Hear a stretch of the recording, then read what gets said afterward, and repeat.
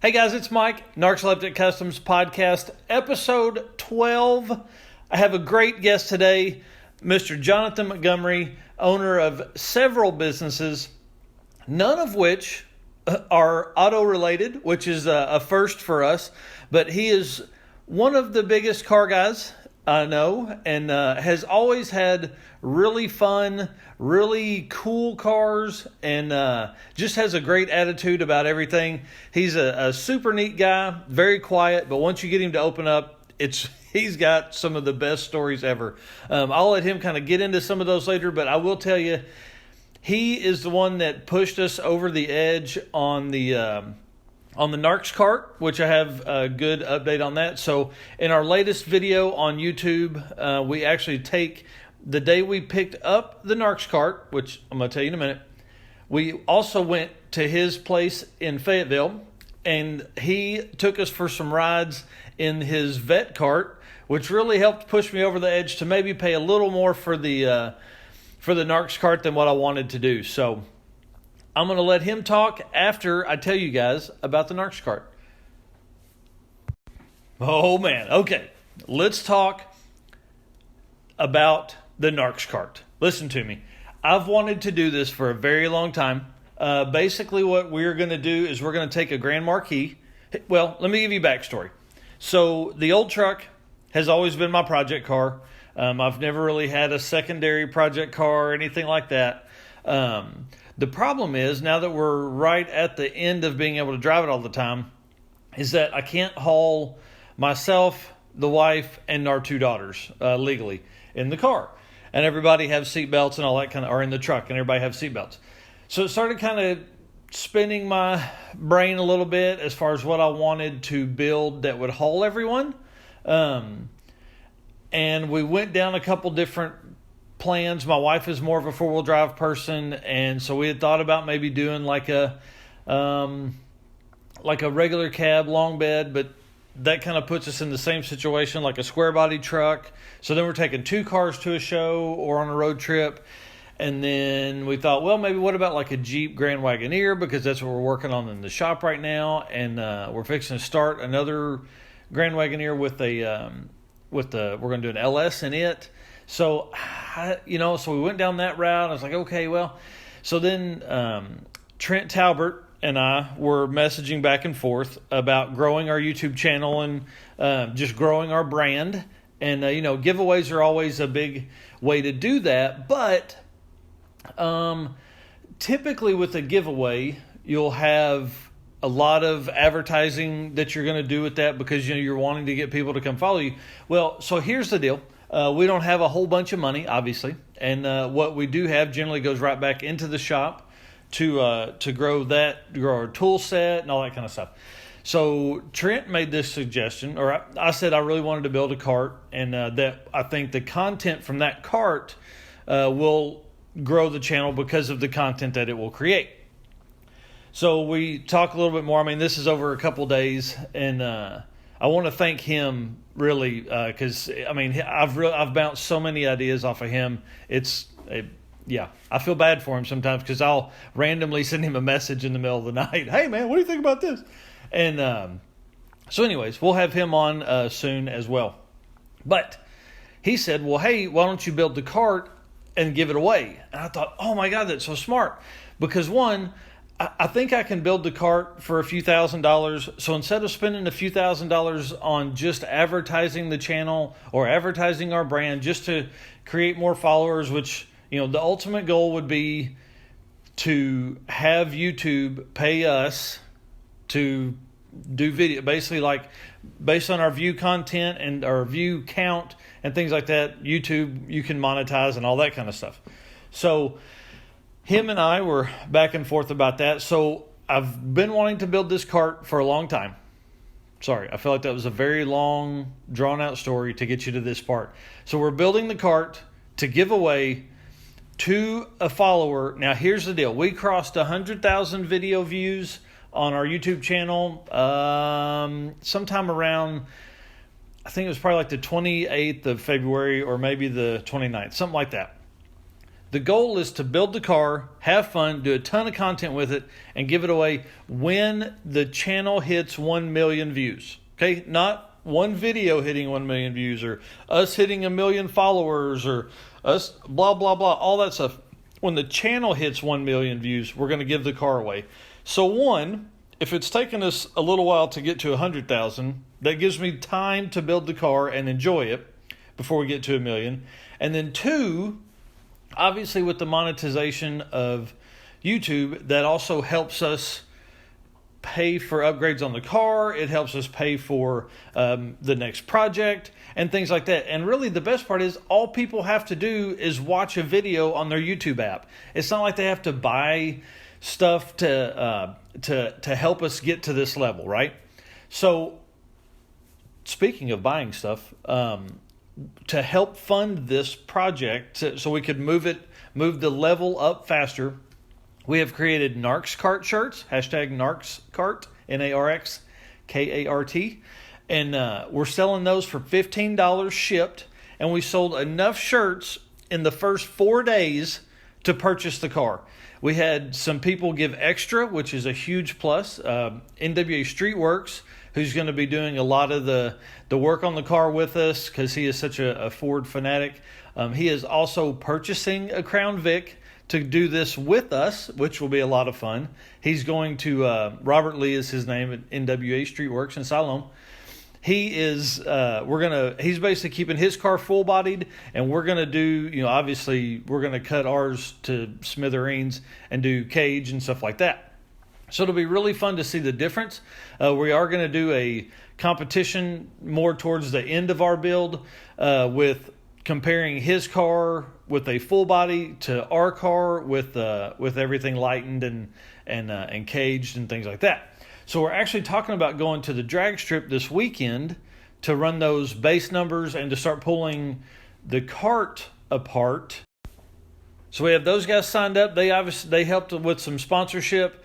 Jared Bowen at Old School Sheet Metal Repair. We appreciate him for helping throwing in a little bit more than what just a t-shirt cost. Because it was Sunday and I was going to look at the car and I was short, and he helped us crest that gap there and by giving extra. So we certainly appreciate those guys, both of those, because they helped. Without them, we wouldn't have been able to buy the car. But without the other 35 people buying shirts, we wouldn't have been able to buy it either. So I can't thank everyone enough. Blake Bowman gave extra. We certainly appreciate him and his support. He owns Betty White. It's the white 2017 truck we did the cam in. So thanks to those guys. Thank you to the 35 people that bought shirts in such a quick time. I mean, it's amazing to me that I really kind of feel like we're starting to build a little bit of a brand, and that's humbling to me for sure that we have so many people that would support us like that and that would buy our stuff. I mean, I can't wait to be at a car show and see somebody wearing a Narxcart shirt that I don't even know. I mean, heck, see somebody wearing a Narxcart shirt that I do know besides myself or Steven. So, all right, guys, let's get into the Jonathan Montgomery interview, and I hope you enjoy it as much as I did. And definitely go watch the video on YouTube. It's titled "We Ride in a Vet Cart and Pick Up Narxcart." So, thanks so much. Here we go. All right, guys, I didn't even tell you how to win the Narxcart. So here we go. You ready? It's super easy. No purchase necessary. Subscribe to us on the YouTube channel so you can keep up with all the updates when we're posting and all the content.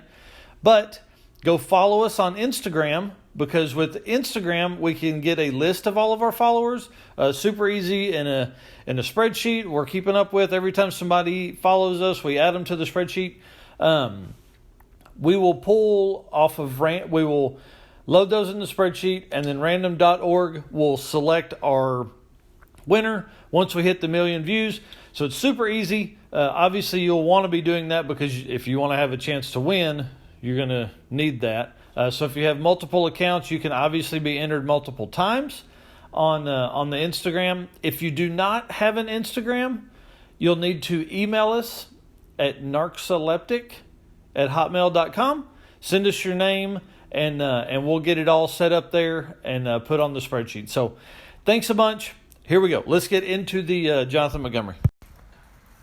All right, guys, you are in luck today. We have Mr. Jonathan Montgomery, owner of several businesses, but really super cool cars. That's why we're here. We're going to find out how his car obsession or hobby plays into his businesses and how that works. We're actually throwing a battery in his vet cart right now so we can drive it, so we can put part of our video together for the death cart, Narx cart that we're building. That we're going to look at a car actually right after I leave here. So super excited about that. So we're going to get into some of the questions for him while he does the battery and I gawk at this car and his Lamborghini. So here we go. All right, Jonathan, how long have you lived in Northwest Arkansas? I moved here in I believe December 2009. So you've been here a while. Yeah. That's awesome. Okay, so we met, I guess we were probably on a rally at that point, I guess. Maybe Southern last year or something like that. I don't know. I feel like it's been a couple of years. Yeah. Who knows? Something like that. Been a while. So, now you've owned a bunch of cool stuff. Vets, Lamborghinis. What all have you had? Just give us a quick rundown of the cars you can remember off the top of your head. Let's see my. Oh, jeez. Uh-oh. I've set the alarm off. That's awesome.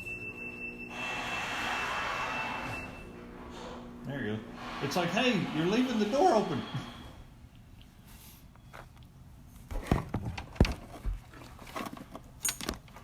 Just edit around that. I have the garage doors to close themselves after. Oh, 10 minutes nice. in case I forget, because That's smart. you never know. Yeah, dude, I'm telling you, we've come home and I'm like, what the hell? All right, dude, so give us a quick rundown of the cool cars you've owned. I mean, heck, I'm looking at a Raptor here in the garage now. So my first, what I thought was a really cool car, my first, expensive, fast car was a 2007 BMW M6, and I definitely thought that was the coolest car in the whole entire world. Well, yeah. Now, how old were you when you bought it? I was probably 24 probably. That's awesome. But it was definitely the worst car I've ever owned. I had it for 6 months. I lost a ton of money, and it was broken at least half the time I owned it. Oh, man, that sucks. And I was like, man, this does suck. Yeah, the worst part about fixing BMW stuff is it's all expensive. Yeah, so, honestly, it was under warranty and still was expensive. It was just crazy. And then I was like, I bought I spent $6,700 on a C5 Corvette, and I loved that thing. It never broke once. I drove it like it was the fastest car in the whole world. It was, and that was when my love of Corvettes started. Yeah. And then, like I said, I drove that for about 6 months, and then I got a C6 Corvette, and then I ended up getting another C6 Corvette, and then I think I had that C6 for quite a while, and that's whenever. And now we're fast forward to 2014. That's when the C7 first came out. Yep. And I was like, I just fell in love. I was like, this is it right here. Yeah. I was like, I'm never gonna own another car. This is gonna be the last car I own. This is just the best car ever made. And then exactly 1 year later, they came out with the Z06, and I drove that, and I was like, well, upgrade. Yeah, I gotta get rid of this C7 because the Z06 is sweet, but then I was like, but the C06, I'll never get rid of that one. Yeah, not at all. Exactly 1 year later, I got rid of that one. And that's when I got the 2008 Superleggera, the Gallardo. Mm-hmm. That was a cool car. Just being all carbon fiber on the inside, and it was pretty sweet. Yeah. I had that one about a year as well. And I never sensing a trend here. Yeah. You know what's even more ironic? Both Corvettes, the Gallardo and the Huracan after that Gallardo, and this Huracan, for some reason, all purchased in May. Every single one of them. Oh man, like, literally, you're setting a pattern here. You like, know that, right? And I'm like, and I didn't even realize it till, you know, sometime into it. I was like, I get it. Like, I didn't even, it wasn't on purpose. I don't know, it's just like rally season. Yep. You know what I mean? Like, get out in the new car and you're like, ooh man, this weather's good. Let's do something different. It was pretty coincidental, but now it's like, it's just kind of funny. That's awesome. So what has probably been your favorite car that you've owned so far? I don't know. I mean, probably the Huracans, either like the first one or this one. I do feel like my first one was faster than this one, but I don't know if that's just because it's like, you know, the first time you own something and then it was gone. You get used to it, yeah. Yeah, and then it was like, I don't know, but I wish I could like race my old one in this one, but and just get a feel for it, see if it is faster. Yeah, but maybe it's not. I don't know. I mean, neither one of them. This one has exhaust on it. The other one didn't. I don't think anything was done to the first one. Yeah. Or I didn't do anything to the first one. Honestly, that didn't take me as long as I thought it would. I thought it would take me longer. I feel like, I guess it took me so long to get it out because I was trying to not move this bar. Not move the bar, yeah. For the first 30 minutes. I can appreciate that. What you need to do is come over and let my brother build you a new one, and we'll curve it around. That way you wouldn't have to take it out. Yeah. But tomatoes, potatoes. Yeah. Yeah. So, let me see. Let me find the rest of our questions here. So, all right. So your current cars, you've got the Raptor, you've got the Huracan, and you've got the Vet Cart. And the Via Cross. And the Via Cross. I forget about it now. Via Cross Dude. is probably my favorite car. Yeah. That thing it looks awesome. So it's like your beater bash, run around everywhere. Well, hold on now, it's not a beater bash. I thought car. It's a respectable, nice car. I thought that's what you bought it for. I just happen to ramp it a lot. Oh, okay. But okay. it's not for the beater bash. Oh, well, even better. But it's just for off-roading, ramping, and General Mayhem. Yeah. That's awesome. Hitting cones. If I'm on the interstate and there's a cone, I'm smoking. We need to put a bumper on the front of that thing, like just a guard, just something to. I do need one because I hit rip a tree and you dented it in pretty good. Oh my gosh, that's awesome. All right, so what? I mean, how are you? Where did your car stuff start? Like, how did you become a car guy? Do you consider yourself a car guy? Yeah, I'd say so. I think whenever I was probably in junior high, maybe before that, I don't know. The McLaren F1 came out. I guess it was probably middle school, I don't know. Anyways, McLaren F1 came out, and I was totally under the impression that shortly after high school, I was going to be super, super rich. Yeah. And I was going to own at least one McLaren F1. Maybe two. Yeah, maybe two. Just depending how things worked out. And, and then shortly after high school, I go to college, and I start, literally failing college. And then it occurred to me one day that I was like, holy crap, I'm going to be poor.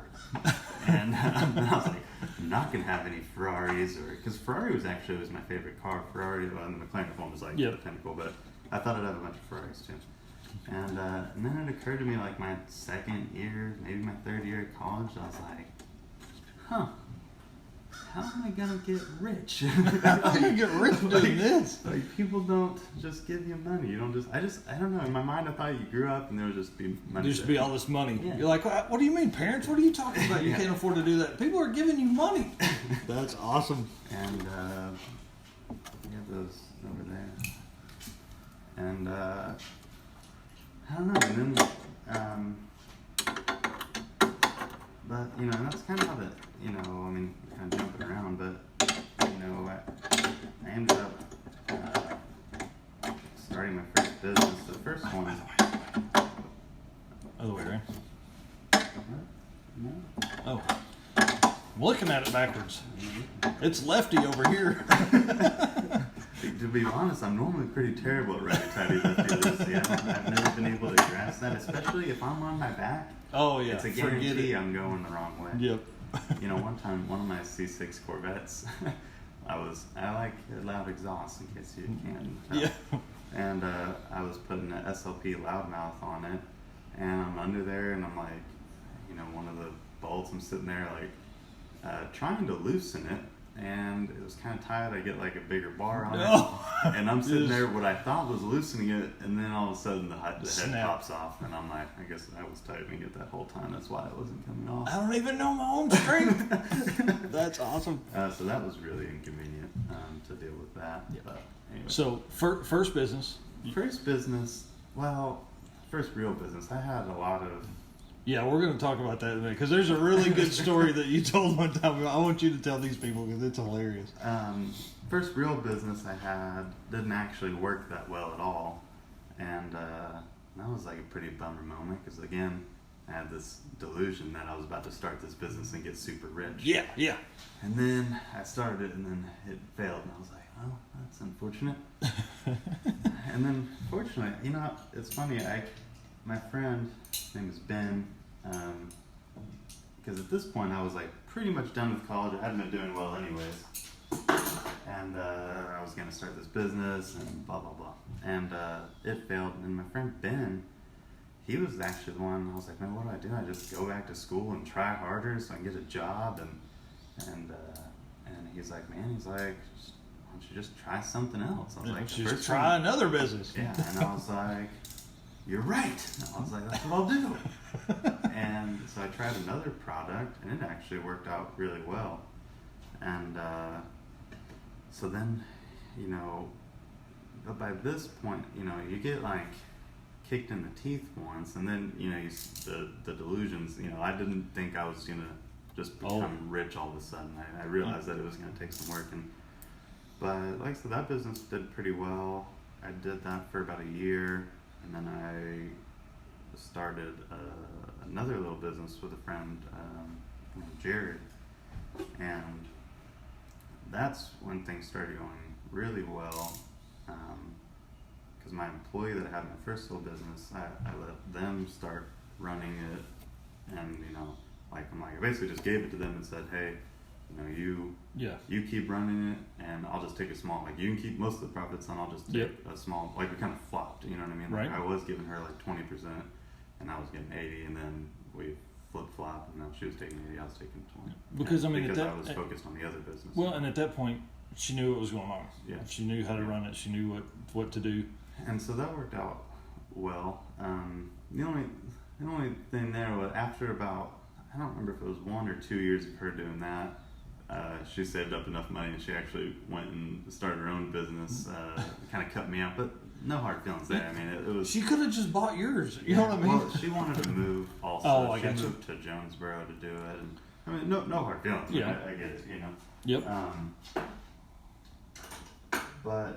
And that was actually when I bought that M6 was after, like I said, things started going pretty well, and then the M6, I believe, came out in 07, which is when I graduated high school, and I remember thinking that was the coolest car ever, and 500 horsepower and all this stuff, and they depreciated like rocks, and I looked down, and I'm like, hey, they've depreciated a lot, and I looked at my bank, I was like, it's gone up a little bit, I was like, I think I can do this, and so that's when I bought the M6, but like I said, that was a mistake, but all things happen for a reason. Right.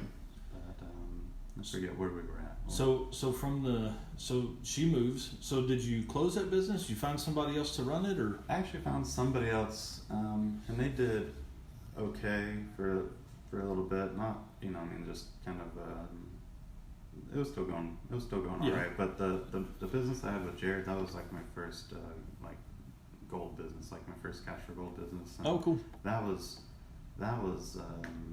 my main focus. I mean, was, everything else was just a little bit of funny money, if you will. Yep. So. Well, cool. And then so businesses now, but you've always sold stuff. Yeah. So let's tell the turtle story because I'll give a little backstory here. We're standing at some gas station in wherever the hell we were, and you start telling the story, and by the end of it, there was 20 or 25 people around listening and laughing. It was hilarious. So So let's talk about box turtles. All right, box turtles. First of all, you should never sell box turtles. All right, it's illegal and frowned upon. Turns out. But so like I said, I've always dabbled in something, and when I was younger, I was actually I met this guy that he like sold, you know, snakes and lizards and all this stuff, and I thought he was the coolest dude ever, and I was like, I want to sell reptiles because I thought snakes were cool and all that stuff. Me and my friends, like, we had one, blah blah blah. And so I was buying and selling snakes at like reptile shows, basically, like, you know, little convention centers, and it was going pretty well. I mean, I was 15, 16 at the time, and maybe 14 to 16, I don't really know, it doesn't matter. But, and then one of my friends that's in the snake business, he gives me a call one morning, and he's like, how's box turtle season going for you? And I'm like, what the hell are you talking about? And he's like, it's box turtle season. And I was like, okay. And I was like, what do you mean? He was like, you're not collecting box turtles and selling them? And I'm like, no. I was like, why in the world would I do that? Who would buy a box turtle? You can just walk outside and find one. And he was like, exactly, stupid. You can walk outside and find one, but everyone else in the whole country cannot. It's only like Arkansas, Oklahoma, Kansas, Missouri, maybe part of Texas, I'm not sure. And I was like, I don't know, man, that seems pretty dumb. I was like, who would buy a box turtle? And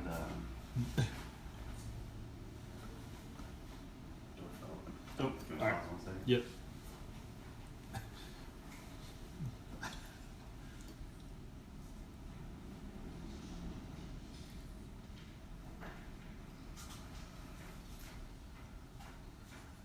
heard my dog. I think wind blew the dog. Oh. All right, so sorry, action. He was like, all right, do me a favor. He was like, put up an ad on King Snake kingsnake.com, I think is what it was called. That was like the website that we bought and sold, like e-commerce in the early stages, like the eBay of selling snakes. And he's like, put an ad up on King Snake, and there you have some box turtles, and put them up for like $50. And I was like, you are crazy. $50? I was like, but I don't have any box. He's like, that's fine. He's like, just put up the ad. If anyone calls you, go find a box turtle. I was like, all right, you're right. I like this dude's attitude. Yeah. And I was like, all right, so I did it. That first day, I probably had 3 or 4 people basically say they wanted to buy, and I just took a Google image. I was just a Google image of a damn box turtle, and I had like 3 or 4 people hit me up with box turtle. I'm like, what? What's going on with these box turtles? Yeah. And so then I put the hit out on box turtles. All my friends, you know, we're in a small town, Van Buren, and there's a lot of back roads. I told all my friends, like, I'll give you $5 for any box turtle you bring me. And my friends were like, oh, damn. Like, and before you know it, I had a couple hundred box turtles, and my parents wouldn't let me keep it at their house.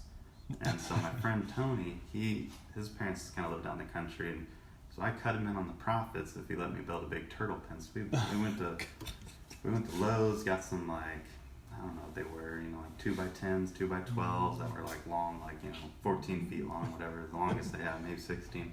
We built this turtle pen. We had to get chicken wire because they'll actually dig. Like, you got to put chicken wire on the ground, chicken wire over top, otherwise, and like hogs, fox, who knows, be like a buffet there with all those box turtles.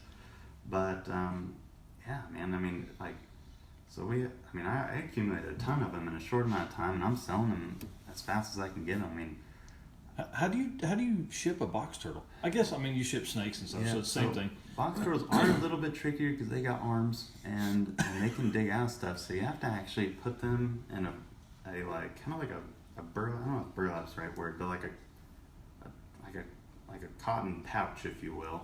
And you know, you put it in there, and then you actually, you know, kind of zip tie it to keep them so they can't, you know, so like, they can't do their arms. Yeah. Oh my gosh! So you kind of have to restrain them a little bit, but they're fine. Yeah. And you overnight them because you know, they're an animal. Yep. And you only ship stuff like that during the nice weather. You know? Yep. But actually, I never had any at all the snakes and all the turtles. I think I only lost one snake during shipping is because it got rerouted the wrong way and they sent it north. Oh man. So that was unfortunate. But yeah. But so you've got a couple hundred box turtles now. You're slinging these things like hotcakes. Right. And this went on for about 2, maybe 3 weeks. Yeah, I mean, I was probably selling I was selling 5 to 10 a day, which is pretty decent money for a 16-year-old. Where do you take that to ship it? Like just FedEx? You're like, hey, this is a live animal, overnight it.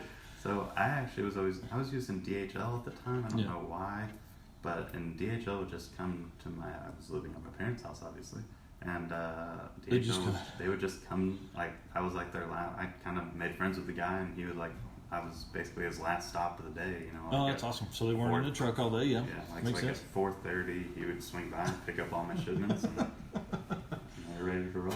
I always took pride in how well I packaged them. Yeah, turtles were taken care of. Yeah, and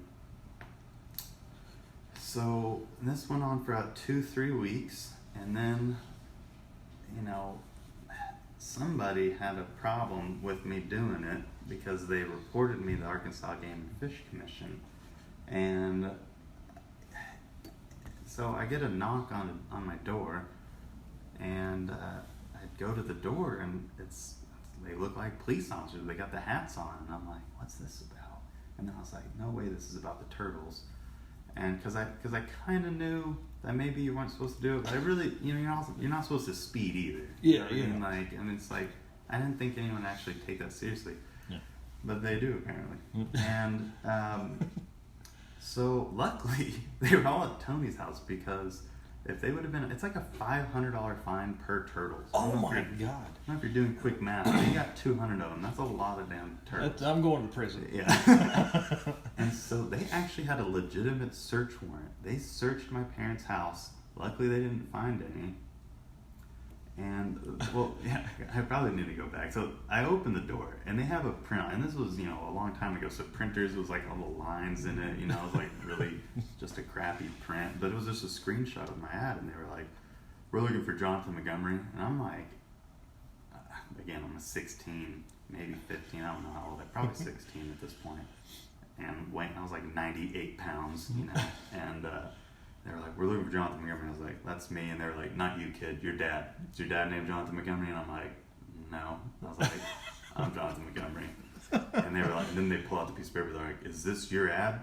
And I was like, it was. And they were like, what do you mean? I was like, well, I'm not selling box turtles anymore. Man, quick on your feet. And they were like, we printed this off this morning. And I was like, yeah, and I get it. But, the ad just stays up for a little bit.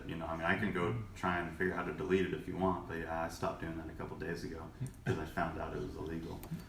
And they were like, we have a search warrant to search your property for box turtles. And here's the funny part. They actually didn't even look in the backyard. They looked all through the house. Like you're keeping these things inside, yeah. But, I guess they didn't know I had a couple hundred of them. But yeah, they didn't even look in the backyard. I'm like, they could have all been back. That would have been fine. But they're looking through everything. And then they issue me a warning and a 6-month, I don't know the right word. Like basically I wasn't allowed to hunt or fish for 6 months because of this warning. And I was like, okay, no big deal. Thanks. And but then I'm like, in hindsight, I kind of wish I would have just kept selling them, because I don't know how they would have ever found out they were at Tony's. But I just did what I was supposed to do, and so I deleted my ad. I stopped selling, which is unfortunate because I was making bank. Right. And so but I still had these 200 turtles, and so I was like, I just let them all go in one spot. I was like, they're all probably gonna get ran over. Yeah. And so then I called my friend up in Kansas, and I was like, hey man, I got pinched for selling turtles. And I was like, do you want all these? And I tried to get $10 a turtle out of him from him, but he stayed firm. He'd only pay me $5 for it. But at least I got my money back. Yeah. And hopefully all those turtles went on to good homes and didn't get ran over by rednecks and trucks. That's funny. Wow. So that's like, from the times we've talked, that's kind of like you've always done something. Always trying to do something. Yeah. I don't even think I realized it back in the day. I was just always doing something. It wasn't like intentional, really. Yeah. Did you ever sell candy in junior high to other kids? Probably not junior high, but I remember in middle school, I realized, because this was like before credit cards and debit cards and all that, so our kids didn't use them. Like, I don't know. You came to school with cash, Yep. And I remember like in middle school, realizing that, all these kids after lunch had change, 50 cents a quarter, 35 cents. And I started looking on it because everyone's like jumping around the jungle gyms and change is falling out of their pockets. I'm walking around the playground picking up change. Oh my God. And then at some point I picked up all the change I could pick up and there wasn't really much anymore. So then I actually just started asking kids for their change. And they were giving it to me. They didn't go, That's yeah, no problem, here you go. That's when your brain was like, hey, listen, people will give us money. Yeah, and then, so I'm asking all these kids for change at the end of, a couple months later, I go to my mom, and again, I'm in middle school, I got a ton of change, and my mom was like, I want to cash this in. And she's like, where'd you get all this? And I was like, the kids at school give it to me. Yeah, my friends gave it to me. And then she was like, what the, you can't do that, you can't steal kids' money. I'm like, I wasn't stealing it, I asked for it and they gave it to me. Right. And then she told me I couldn't do that anymore either. Yeah, so I have a funny story. My 10-year-old now, she was like 7 at the time. They go to like Fun City or something like that. She gets enough tickets to buy a gumball machine, then sells every gumball in there for a quarter. Nice. Like I was like, that's my kid right there. She's awesome. So all right, so part of you've told like 2 businesses. How many are you involved with right now? Right now, I have Gold Diamond Company, which is kind of like that first cash for gold business. Yep. Where, we buy and sell jewelry, diamonds, watches, anything like that. And so Find them on Facebook. I have 2 of those, one in Fayetteville, one in Fort Smith, and then I have EVM Jewelers, which is kind of like our nicer retail jewelry store. Yeah. Then I have those are custom shirts, which is next to EVM Jewelers. We make T-shirts, business cards, banners, and really Sweet. anything. And then we also have a couple online businesses because I've really been trying to put more focus on online businesses because I've always done these brick and mortar retail stores, especially I'm getting old now, but when I was young, it's like I was doing these brick and mortar stores and I'd meet people and they'd be like, oh, you're young, you do business online? I'm like, nope. Do business like old people. And I wish I would have started a long time ago, but so I have the best thing is the internet's not going anywhere. As far as I can tell, yeah. Yeah. And so we have a couple online businesses that That's awesome. We're trying some like selling some stuff on Amazon and and then we've tried a couple different products like selling them like through our website or and it's tough to get traction, you know what I mean, because it's like there's a lot of websites out there, but working on one right now that I think is going to go really well. We should be launching it in the next week or 2. We've spent a lot of time.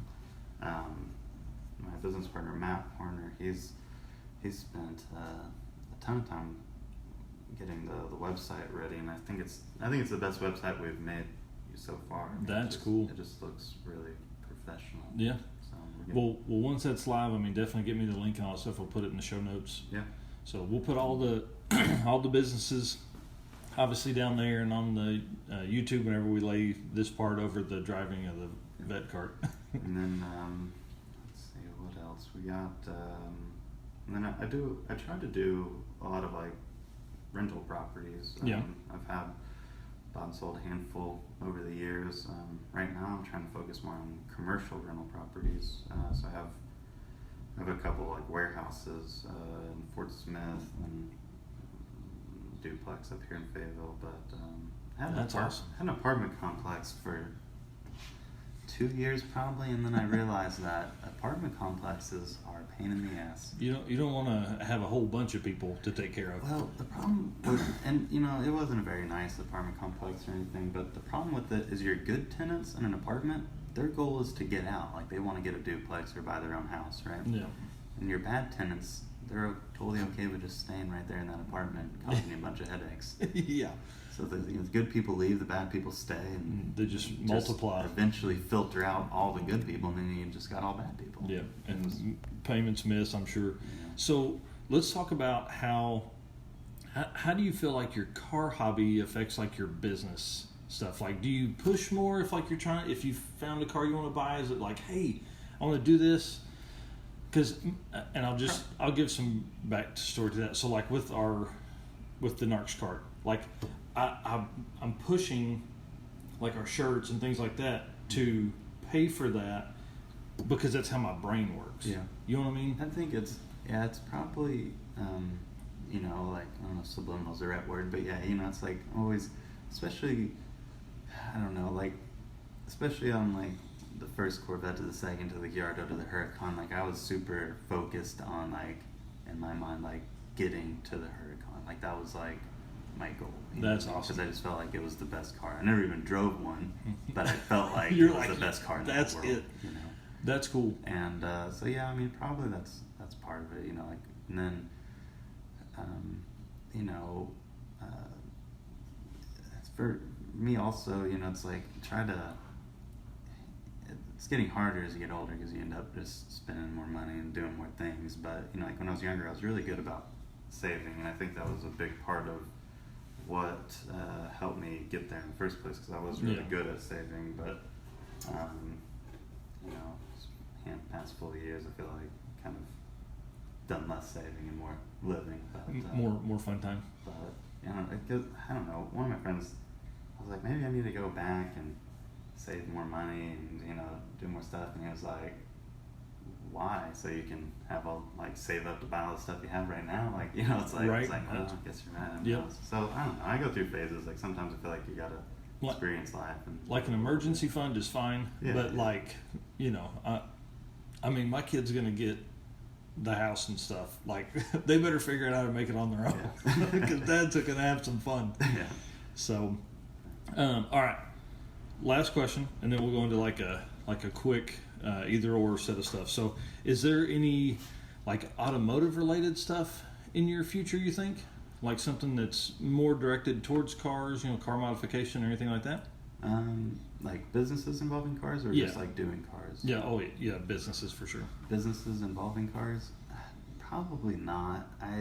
You'd have to be super, super rich. Yeah, I have, you know, at one point I thought I was going to do like a used car lot, and started looking at that pretty seriously, and I definitely think there's money in it, but yeah, I think, you know, all the stuff that I've done, and you know, all the other businesses that I've done and closed down, and you know, it's a recurring theme that I really like: jewelry related businesses, and real estate and internet based businesses. So I mean, those are, if it's not those three things, I'm not about it anymore. You know, like it's and the t-shirts, and the t-shirts is a fun business, but that's my only exception right now. But for the just because the creative side, you like that side of it. The t-shirt business is fun, and it also allows us to do most of our internet based businesses are possible because of that business. Like, oh, cool. You know what I mean? Like apparel, and you know, being able to. Oh, that makes sense. Being able to print on demand, because we have a pretty cool DTG printer, so it lets us print just one single shirt. Or we can also, you know, we can screen print and we can do 1,000 shirts. Yeah. So that's awesome. So, well, cool. Well, all right. So here's what we got. So we got 4, not rapid fire questions, but 4 that we ask everybody. No. All right. So what is the fastest you've ever driven a vehicle, and what was it?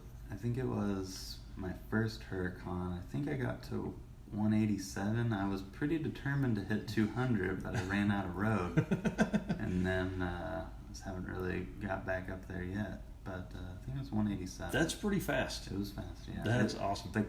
There was no one in front of me when I started, and then all of a sudden these people popped up pretty quick. They were like, "What the hell? Who is this airplane?" Yeah. That's awesome. All right, so when you're working on something and you're taking it apart or putting it together, are you a WD-40 or are you a PB Blaster guy? I've never used PB Blaster. What? So I guess WD-40. Yeah. I'm also a big fan of hammers and drills. Yeah. This is going to come off of here. Yeah. So actually I have a little souvenir from when I did my Huracan exhaust. It was already stripped out a little bit before I got there, and then when I was done, it was really stripped out. It was a non-essential, you know, screw, or I don't remember what it was holding on something, but there was other ones holding it on too. So I just had to drill the thing out. But that's awesome. I saved the head. It's on my workbench over there. But that's cool. So typically when you're working on stuff, like if you're gonna, you know, not just replace the battery like we have this morning, or like you have this morning. I haven't done anything. I've stood over here and watched you and stared at you. Are you generally wear gloves, or you work barehanded generally? I'm a fan of gloves, but sometimes, I think it depends on what you're doing. If you're putting bolts in tight little spots, it's hard to wear gloves. I think I like gloves, but more so like when I'm working on like houses or flip house or stuff like that.